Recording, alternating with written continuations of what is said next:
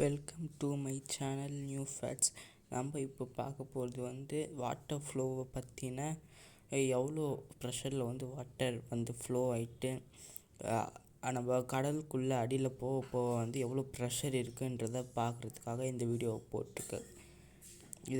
இதுவே நம்ம எக்ஸ்பெரிமெண்ட்டாக ஒரு சின்ன பாட்டிலில் 3 ஹோல்ஸை நம்ம போட்டுட்டு அது மேலேருந்து நம்ம ஒன்று ஒன்றா ரிலீஸ் பண்ணும்போது எவ்வளோ ப்ரெஷரில் வருதுன்றதை பார்க்க முடியும்.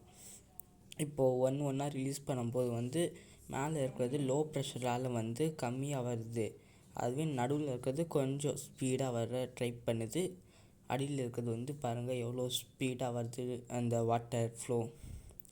இந்த எக்ஸ்பெரிமெண்ட்டை எப்படி பண்ணுன்ட்டு நான் சொல்கிறேன்.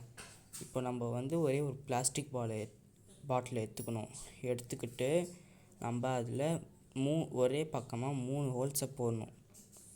அப்புறமா அதில் நம்ம தண்ணி ஃபில் பண்ணணும். அந்த பாட்டிலில் அந்த வாட்டர் எப்படி ஃப்ளோ ஆகுதுன்றதை நம்ம கவனிக்கணும். இதனால் லோயஸ்ட்டு ப்ரெஷரில் வரும்போது ஸ்லோவாக வருது. அதுவே ஸ்மாலஸ்ட்டு ஹோல் போட்டு இருக்கிறதுல தண்ணி ஃப்ளோ ரொம்ப வேகமாக இருக்கும் என்றதை நம்ம இதனால் தெரிஞ்சுக்க முடியுது. இதை எல்லாருக்குமே ஷேர் பண்ண முடிஞ்ச அளவு ஷேர் பண்ணுங்கள். தேங்க்யூ ஃபார் வாட்சிங்.